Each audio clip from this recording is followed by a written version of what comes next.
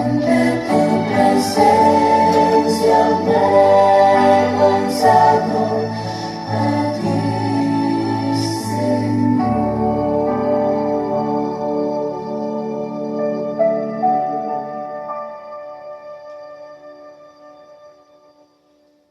Sean bienvenidos, mis amados hermanos. Le damos gracias a nuestro Dios por ser sumamente bueno con cada uno de nosotros. Inició con una oración para entrar ante la presencia de nuestro Dios y que Él sea el que nos vaya dirigiendo en este tema. Padre Santo, Padre querido, le damos gracias, Señor. Le doy gracias por este santo día, Señor, que nos ha dado y que nos ha regalado, Padre bendito. Perdone nuestros pecados, Señor, de pensamiento, palabra y obra, Señor. Síganos guiando, Señor, síganos protegiendo. Mire, Padre Santo, el tema de esta noche, o de esta mañana, o de esta tarde, que usted nos ha dado, Señor, y que nos ha dado todos los días de nuestra vida, Señor, para que nosotros podamos entender y comprender. Le doy gracias a los hermanos de la iglesia, Señor, por cada uno de ellos, Padre Santo, porque se está esforzando a traer nuevas almas al redil del buen pastor. El buen pastor es Cristo Jesús. Nosotros somos sus ovejas, mas sin embargo, nuestro amado Señor Cristo Jesús ha encargado de entre de las ovejas a personas para que puedan guiar a las demás ovejas. Pero nuestro único guía mayor, o el único Señor y Rey y el buen pastor es Cristo Jesús. Gracias, Señor, por este día que nos ha regalado y que nos ha dado. Bendito eres en el dulce nombre santo, nuestro amado Señor Cristo Jesús. Amén. Mis amados hermanos, le doy gracias a cada uno de ustedes por estar presentes todos los sábados en esta su iglesia. Entraremos en el tema de este día santo, sábado de nuestro Dios. Es necesario que nosotros podamos comprender. Ustedes van a poder decir, hermano, como que este tema del día de hoy como que es un poco repetitivo de lo que usted habló la semana pasada. Pongámosle que es algo repetitivo, pero les voy a decir una cosa, que entre más nosotros repitamos los temas, más se nos van a grabar. Acordémonos cuando nosotros estábamos en tercer año de primaria, tercer o cuarto año de primaria, cuando empezaban a decirnos 1 por 1, 1, 1 por 2, 2, 1 por 3, 3, 1 por 4, 4 y sucesivamente. Empezábamos a aprender la tabla del 1. 2 por 1, 2, 2 por 2, 4 y después la tabla del 2. 3 por 1, 3 y sucesivamente la tabla del 3, la tabla del 4 y sucesivamente así hasta la tabla del 10. ¿Cómo un niño que va en tercer año de primaria o cuarto año de primaria empieza a aprender las tablas de multiplicar?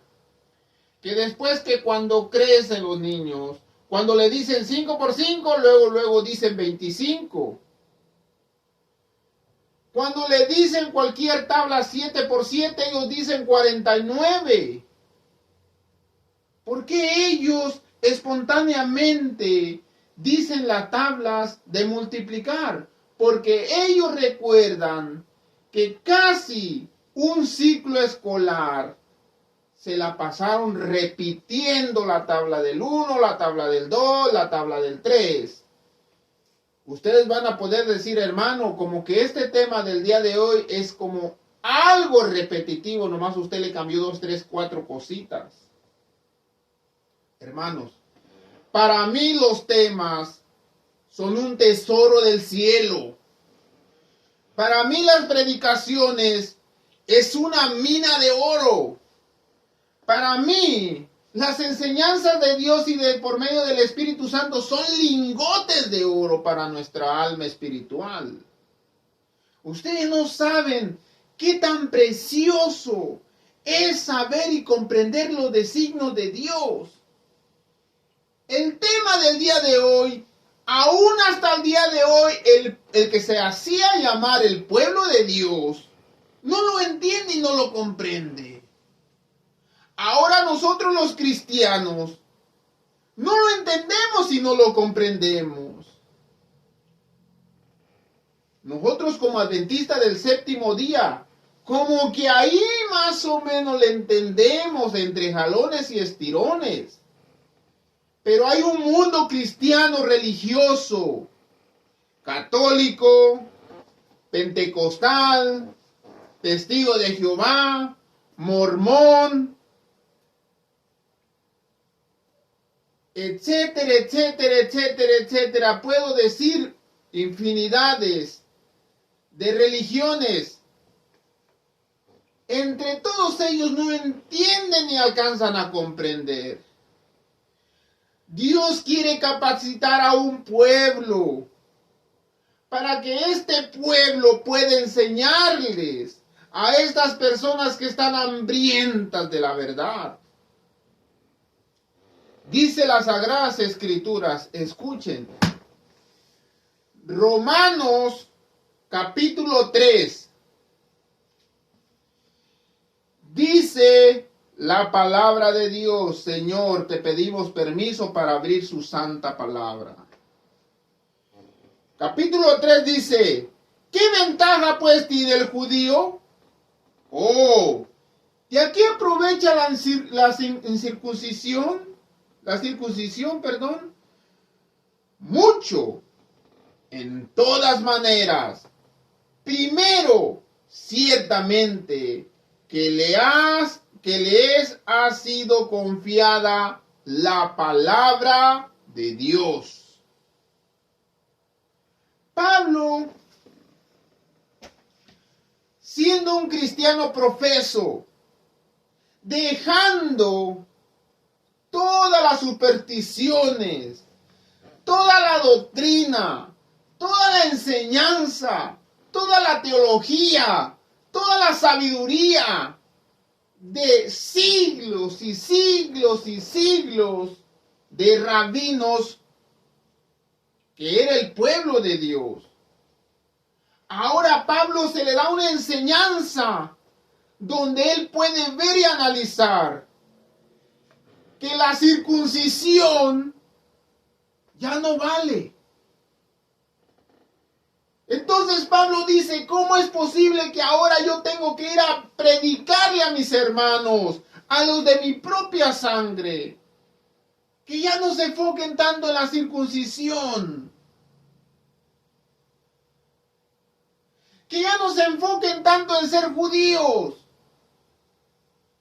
que ahora Dios, el Dios de todos los siglos, el Dios de reyes, el Dios del universo, ya no nomás está llamando a judíos, sino está llamando a griegos, está llamando a romanos, está llamando a africanos, está llamando a cualquier persona que se encuentre en todo este mundo.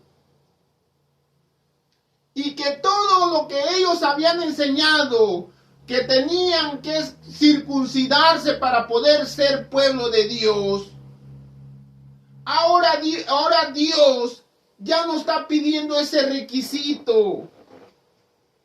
Ahora los cristianos, entendiendo y comprendiendo la palabra de Pablo, dijeron, entonces Pablo, nosotros somos los llamados, nosotros ahora somos los elegidos. Ahora tu pueblo que rechazó al Mesías, que ya no lo acepta, están en la perdición.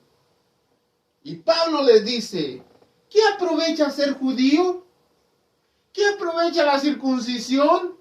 Mucho aprovecha. ¿Por qué? Porque Pablo les está diciendo, ellos necesitan lo que ustedes ya tienen.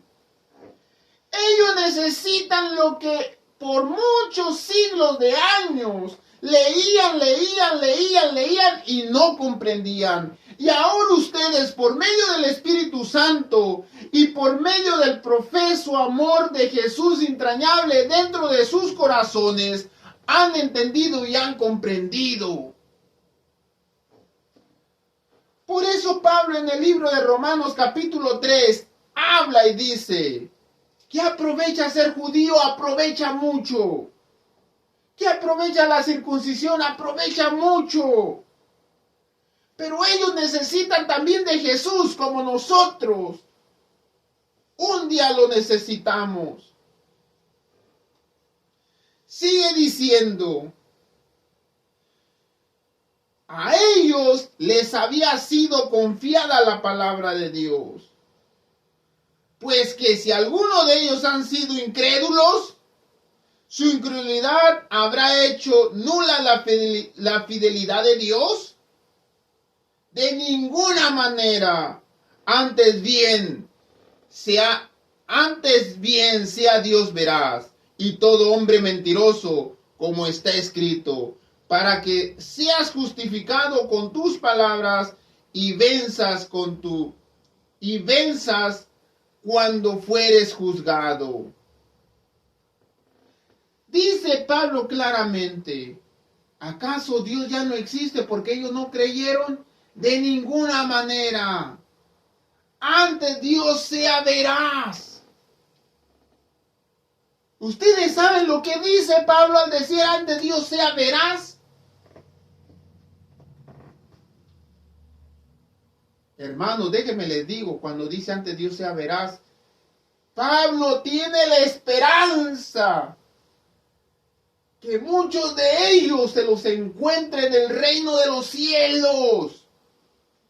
Sea veraz, que Dios los alcance a rescatar, que Dios les quite esa incredulidad. Como está escrito, que sea todo hombre mentiroso. ¿Cuándo mentimos? Cuando nosotros decimos, esa persona anda mal, se va a perder. Sea Dios veraz para que rescate a esa persona.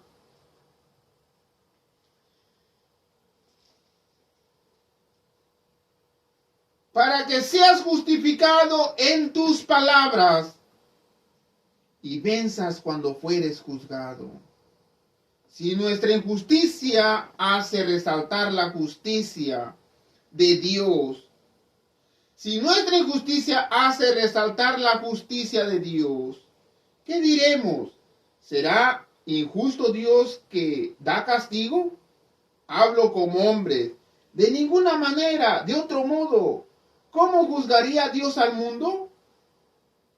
Pero si por mi mentira la verdad de Dios abundó para su gloria, porque aún soy juzgado como pecador. ¿Y por qué no decir, como se nos ha calumniado, y como algunos cuya condenación es justa, afirman que nosotros decimos, hagamos males para que vengan bienes?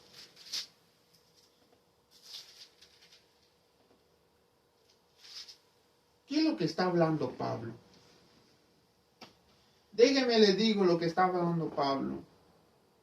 Y no se los quiero decir con mis palabras. Yo quiero que ustedes entiendan y ustedes se graban esto en la mente. ¿Será Dios injusto por pasar por alto los pecados del mundo? ¿Será Dios injusto que cuando yo esté en el cielo mire a un asesino en la gloria de Dios? ¿Será Dios injusto que cuando nosotros nos estemos gozando en las mansiones celestiales y vea centenares de pastores en las llamas de fuego? ¿Será Dios injusto que los grandes lumbreras que alumbraban las iglesias, cantores, grandes cantores que levantaban el ánimo de la grey, los mire en las llamas del fuego? ¿Será Dios injusto que cuando las personas que estén en las llamas de fuego, pastores, diaconisas, ancianos, cantantes, predicadores, maestros, ellos estén en las llamas y allá en el paraíso de Dios, miren a los asesinos, a los ladrones, a los violadores, a los asesinos en serie, gozándose las mansiones celestiales. ¿Será Dios injusto?, dice Pablo. Hablo como hombre, dice, quiero que ustedes comprendan y entiendan. ¿Por qué no entendían y no comprendían? Les voy a decir, mis amados hermanos, qué es lo que Pablo está hablando y qué es lo que Pablo está tratando de decir. Se los voy a decir y he entrado en la introducción de este tema. Si ustedes miran que la pantalla se frisa, se apaga, es porque el enemigo de las almas no quiere que nosotros entendamos y comprendamos lo que Pablo nos está tratando de enseñar. Lo que Pablo nos está tratando de decir.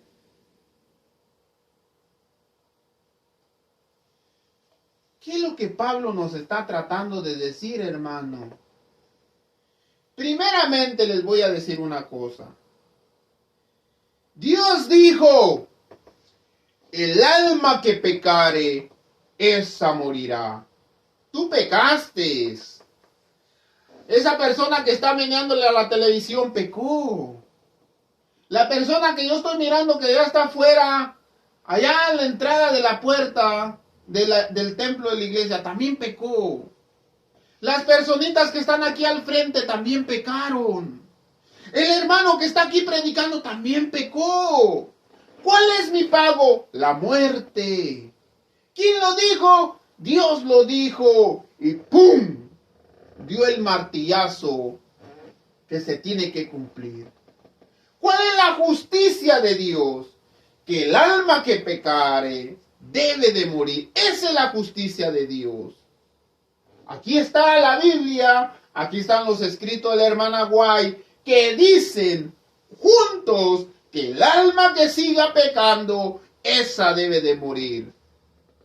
Pero Pablo está hablando que Dios te está pasando por alto el pecado de todos los violadores, asesinos, borrachos, ladrones, de todas las personas malas. Pablo es lo que está tratando de decir en el libro de Romanos capítulo 3. Déjenme, se los vuelvo a leer. Dice Pablo, ¿será Dios injusto? Dice, pero si por mi mentira la verdad de Dios abundó para su gloria, porque aún soy juzgado como pecador, ¿y por qué no decir, como se nos calumnia, y como algunos cuya condenación es justa, firman que nosotros decimos, hagamos males para que también vengan bienes? Versículo 5. Si nuestra injusticia hace resaltar la justicia de Dios, ¿qué diremos? ¿Será injusto Dios que da castigo? ¿Será injusto Dios que las personas que pecaren deben de vivir? ¿Será injusto Dios que las personas justas deben de morir? De ninguna manera. De otro modo, ¿cómo juzgaría Dios al mundo? Ustedes que me están mirando, ¿cómo ustedes pensarían que Dios debe de juzgar al mundo? Oh, los buenos se van al cielo, los malos se van al fuego eterno. Nosotros así decimos, pero no hay ninguno justo, dice la palabra de Dios. Ni aún uno hay justo. Entonces, ¿quién se salvaría?, dijo Pedro. Cuando nuestro amado Señor Cristo Jesús le dice a sus discípulos, miren que los fariseos, ellos están perdidos. Y por su incredulidad, y por su falta de fe, y su falta de humildad, se van a perder. Pedro dijo, ay Señor, entonces ¿quién podrá ser salvo? Jesús dijo, para lo que es imposible para el hombre, para Dios es posible. ¿Será injusto Dios que tú que pecaste te vayas al cielo? ¿Será injusto Dios que las personas buenas se vayan al fuego eterno? ¿Por qué tanto estoy dando esto repetitivamente? ¿Qué es lo que nos quieren tratar de enseñar el hermano Tadeo? A Moisés, escuchen, a Moisés, Dios le da las tablas de los 10 mandamientos. Dice el libro de Éxodo, capítulo 31, que fue escrito con el mismo dedo de Dios. No tendrás otro Dios delante de mí. Y Dios escribiendo con su propio dedo. No te harás imágenes, y Dios escribiendo con su propio dedo en esa piedra. No tomarás el nombre de Jehová tu Dios en vano, y escribiéndolo con su dedo. Acuérdate del día sábado para santificarlo. 6 días trabajarás, y ese es el mandamiento que Dios escribió y usó más su dedo para recalcarlo.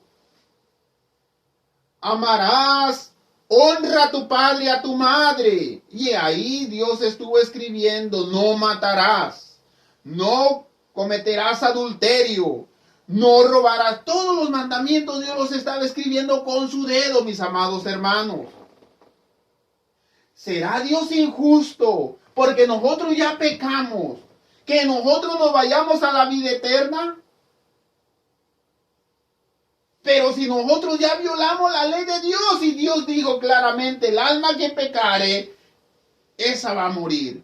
¿Qué me enseña la ley de los 10 mandamientos? Romanos 3:20 dice, ya que por cumplir la ley, ya porque tú lleves esta ley al pie de la letra, al dedillo, no, ningún humano podrá ser justificado delante de Dios.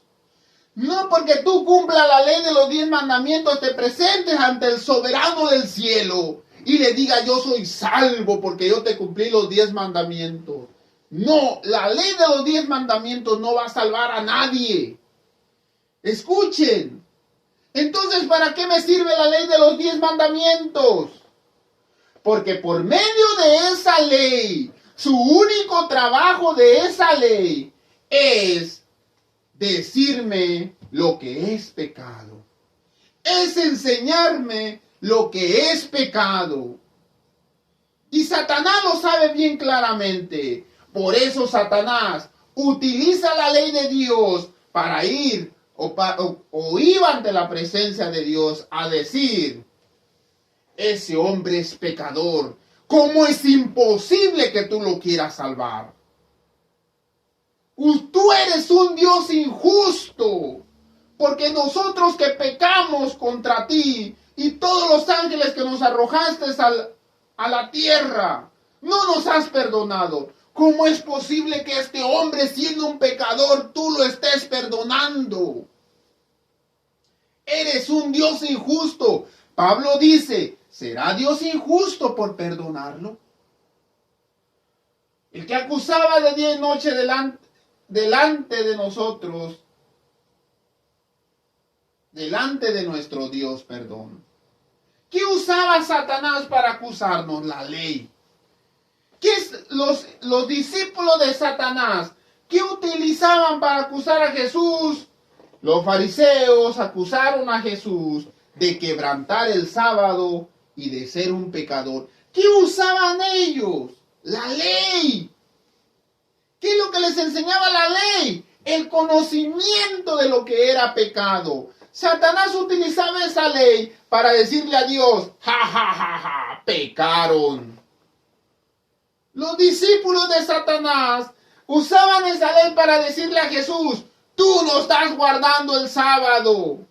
Eres un pecador porque te juntas con los pecadores, porque le haces los favores a los pecadores. ¿Será Dios injusto por salvarme a mí? Que esa ley, mis amados hermanos, es la que me acusa.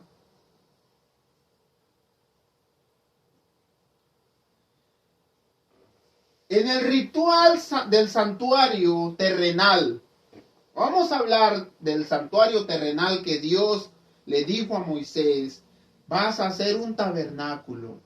Y en ese tabernáculo vas a hacer un cofre de oro, lo labrarás, le pondrás 2 querubines. Dentro de este urna de oro pondrás la tabla de los 10 mandamientos, pondrás la vara de Aarón que reverdeció y el tazón de maná.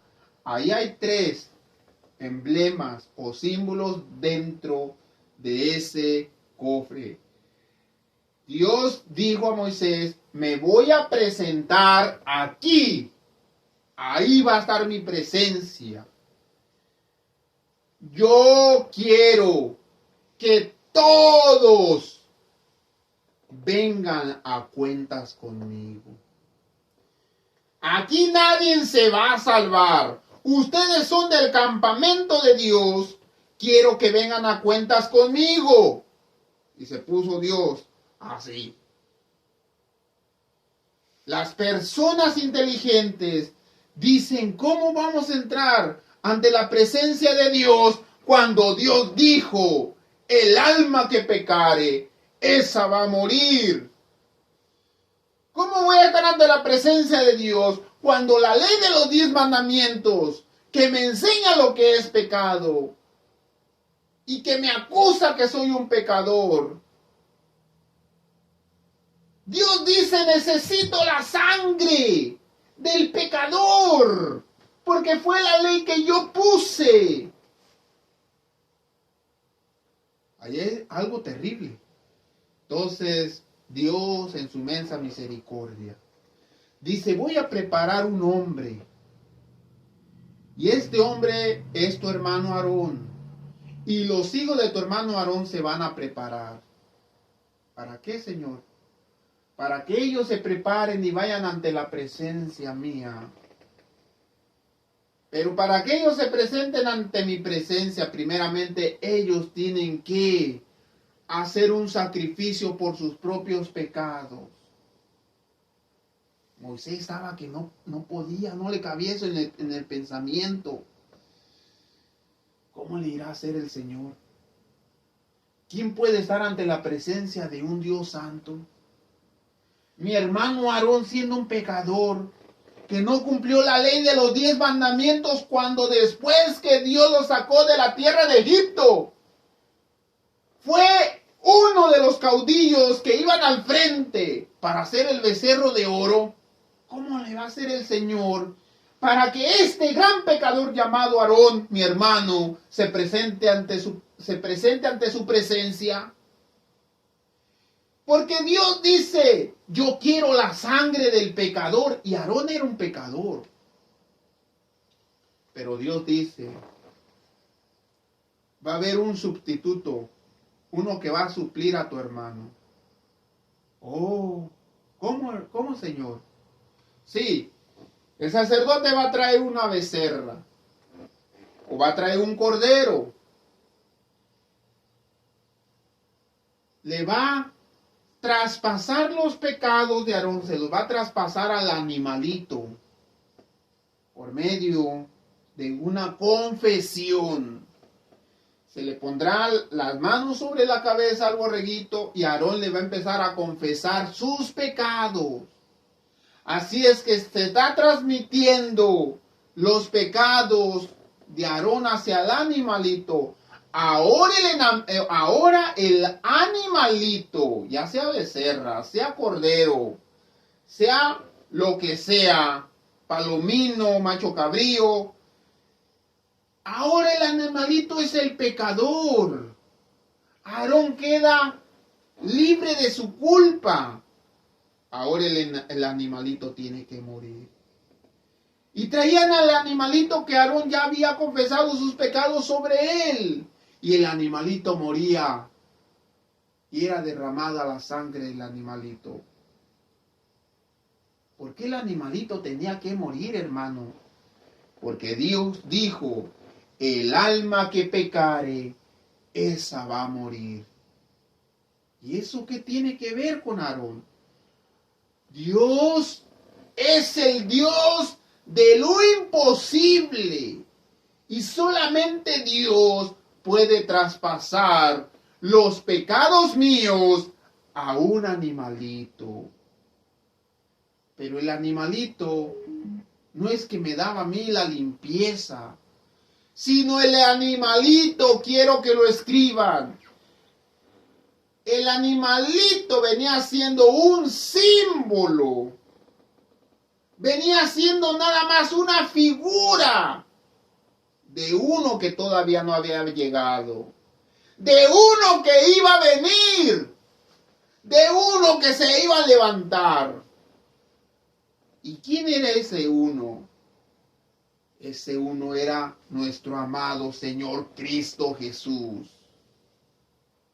El justo, muriendo por tus pecados. Ahora, Jesús cargando esos pecados de la humanidad sobre sus hombros. Y Dios dice, necesito la sangre del pecador. Y Jesús muriendo por todos esos pecados del mundo. ¿Qué mató a Cristo Jesús? Pónganse a pensar, ¿qué fue lo que mató a Cristo Jesús? Muchos dicen, nuestros pecados, hermano Tadeo. ¿Quién lo acusaba? La ley acusaba a Jesús. Esa ley nos acusaba a nosotros de ser pecadores. Ahora Jesús le dice al Padre, tomo la responsabilidad. Todos nuestros pecados salieron y le fueron puestos al Hijo de Dios. Solamente ¿quién puede hacer eso? Dios. Había un acta de decretos.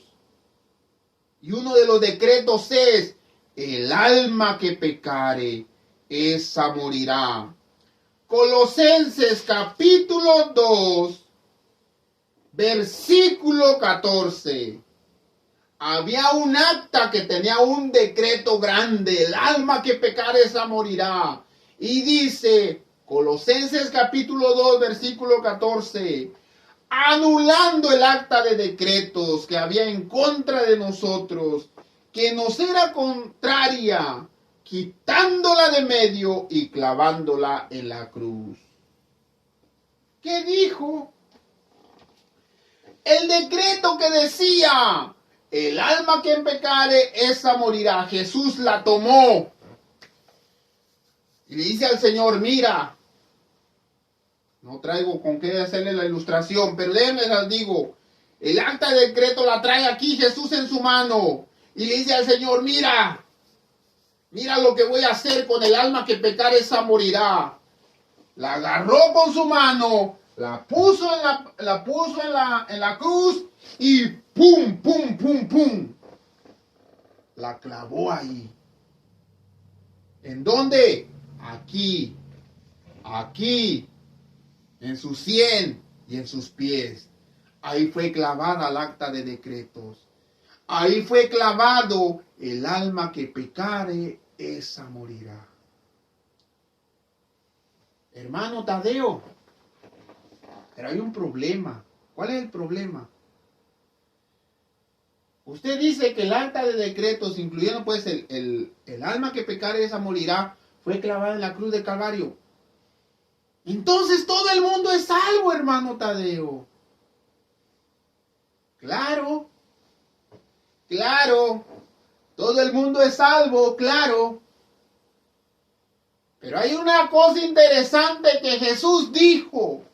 Y Jesús dijo estas palabras.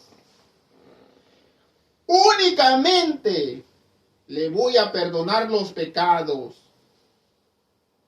a los que me aman y guardan mis mandamientos. Son a los únicos. Porque si esta ley que él escribió con su propio dedo lo llevó hasta la cruz del Calvario, Jesús dice, por favor, amen esta ley, ámenla. Ámenla y obedézcanla. Porque esto fue lo que me clavó a mí en la cruz. Esto fue lo que a ustedes les estaba acusando. Lo que día y noche estaba haciéndole así, apuntándome. Y yo, siendo el Hijo de Dios, agarré esa mano que te señalaba. Y dije, mira lo que voy a hacer. ¡Pum! Lo clavé en la cruz. Hermanos, entendamos y comprendamos. Ahora había un gran problema. ¿Cuál problema? El sacrificio, el cordero muerto. Ahora Aarón se tenía que presentar ante Dios Padre para ofrecer la sangre. Ahora Jesús muere. Ya Jesús está en la tumba. Ahora, ¿quién va a llevar esa sangre ante la presencia de Dios? El mismo Jesús. El mismo Jesús siendo nuestro sumo sacerdote. Dios dice, ok, ya está aquí el sacrificio, ahora aquí me va a traer esa sangre hasta mi presencia. Jesús dice, Padre, aquí estoy, con la sangre aún escurriendo entre mis manos, para la salvación de la humanidad. Por eso, en esta imagen que nosotros vemos aquí, estamos viendo una pareja, una familia orando a Dios, perdóname. Suben esas oraciones como un incienso agradable ante la presencia de Dios, ante la presencia de Jesús. Y Jesús está derramando la sangre simbólicamente de que murió por ellos. Dios Padre que está de este lado le perdona los pecados a esta gente, porque Jesús murió por ellos. Ahora entendemos lo que Pablo decía. Ahora sí entendemos lo que Pablo decía claramente, que decía, ¿será Dios injusto? Porque los pecadores se están salvando y la gente buena se está perdiendo. ¿Por qué los pecadores se están salvando? Porque los pecadores miran esta ley que los señala y dicen, pero si yo ya tengo a alguien que murió por mí, ese es Jesús. Oh Señor, mira, perdóname, porque no tuve otros dioses delante de ti. Porque me hice imágenes, San Judas Tadeo, la Virgen María, San Bartolomé, San Ignacio, etcétera, etcétera. Me les inclinaba a esas imágenes. Juré en nombre de Dios, hermano, muchas veces, mira, verdad de Dios que sí, tú créeme. Lo juré, Señor, tomé muchas veces tu nombre en vano. No guardé el santo sábado, Señor. No lo guardé. La gente que se pone aquí a mirar la ley de los mandamientos se da cuenta que ha cometido un pecado. Y que está sobre ellos el decreto que Dios dijo, el alma que pecare, esa morirá. Pero Jesús aún te está esperando. Jesús aún te está esperando, querido hermano, querida hermana. Te está esperando para que vengas ante su presencia. Te está esperando, te está haciendo un llamado. Y te está diciendo a ti, Lupita, María, Carmen, no sé cómo tú te llamas, Pedro, Luis, Santiago, no sé cómo te llamas, hermano o hermana. Pero Dios te está haciendo un llamado a ti. Y te está diciendo a ti, que Jesús que murió en la cruz del Calvario aún te está esperando para quitarte esa acta de decretos que te está señalando que eres pecador, porque Él ya la clavó en la cruz del Calvario. Y lo que Él pide es que lo ames y que guardes sus mandamientos. Dios los bendiga, mis amados hermanos. Que el Señor esté con ustedes donde ustedes nos están mirando. Ahí en la iglesia. Una iglesia cómoda, acogible. Dios los ayude y Dios siempre los acompañe. Es mi más grande deseo, mis queridos hermanos. Los saluda su hermano Tadeo desde la Unión Americana. Dios los bendiga, mis amados hermanos, y nos vemos hasta la próxima. Que el Señor esté siempre con cada uno de ustedes. Amén.